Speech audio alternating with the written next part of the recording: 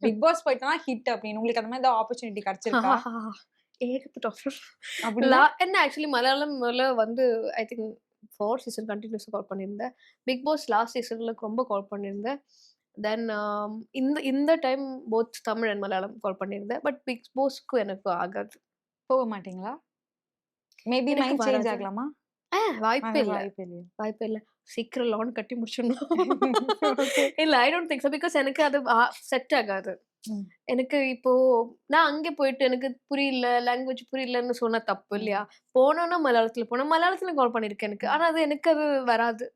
எனக்கு என்ன தெரிஞ்ச எல்லாரும் சொல்லுவா. ம். சுஜித் சுஜி கூட சொன்னா, "நீ பிக் பாஸ்க்கு போணும். நீ அப்படியே இரு. நல்லா இருக்கும்." ம். அப்படிலாம்.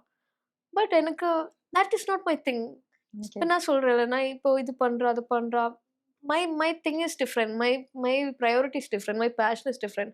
Not Bigg Boss. பிக் பாஸ்ல போயிட்டு சும்மா இது இதெல்லாம் ம். தேவையா? அப்படிதான் இருக்கும். பட் மனி பெனிஃபிட்டுக்கு so many people are opting Bigg Boss. அது தப்பு சொல்ல முடியாது. ம். At the end of the day financial அது சொல்லி. But I don't think so. எனக்கு வந்து ஃபைனான்ஷியல் பெனிஃபிட்டுக்கும் ஐ டோன்ட் திங்க் நான் பிக் பாஸ்க்கு போமாட்டேன்.